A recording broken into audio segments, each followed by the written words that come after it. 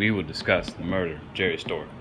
Let's start by looking at all the evidence that was gathered related to the crime.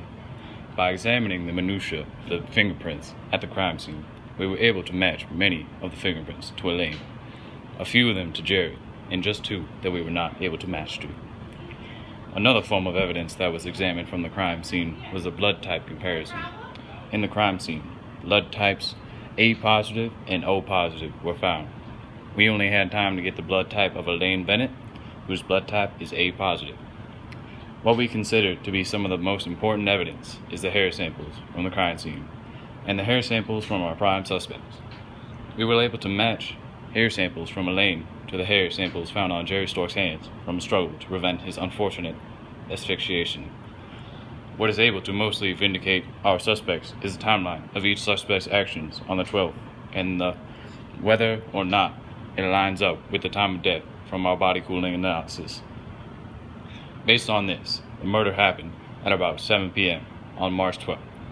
Testimonial evidence told us that Elaine Bennett had no solid alibi at the time, and we can place her at the crime scene around the time of the murder as well.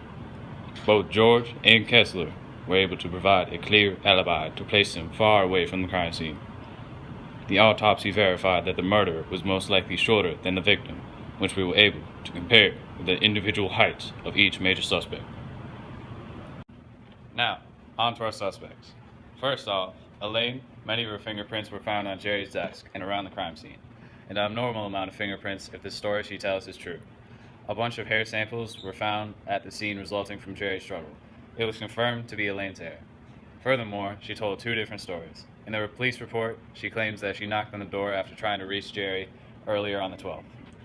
However, in the witness statement, she claimed that she did not knock on the door at this time, and that she didn't attempt to contact Jerry after her morning phone calls.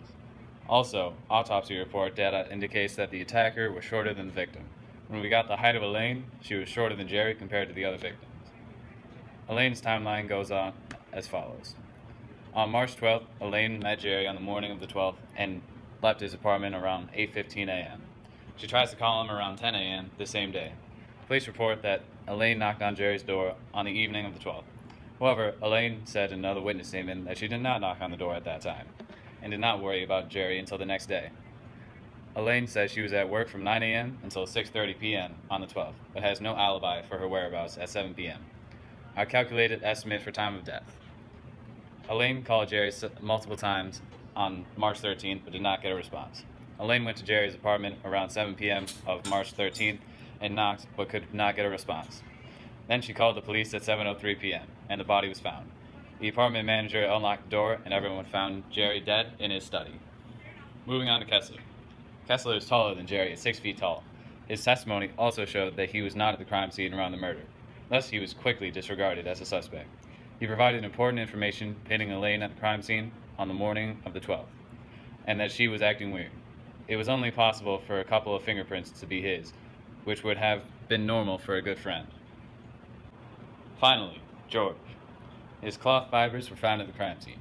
However, his testimony showed he was not at the crime scene at the time of the murder. His alibi was strong. He could not have killed Jerry because he was at his parents' house. Plus, George was a good friend of Jerry, and so he was in and out of his apartment frequently. The fibers don't necessarily mean all that much. Finally, there was really no visible motive for George to kill Jerry.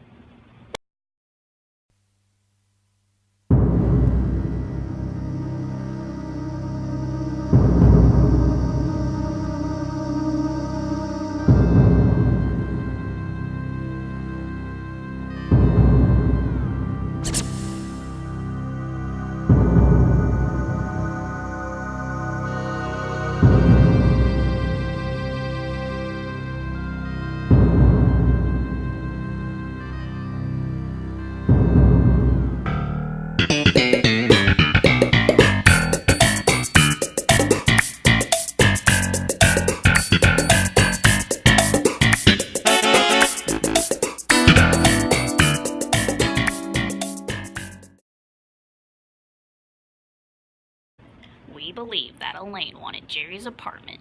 If you compare her witness statement with what she said in the police report, it doesn't add up. Why does Elaine have to lie to the police if her and Jerry are great friends? She therefore has a history of lying.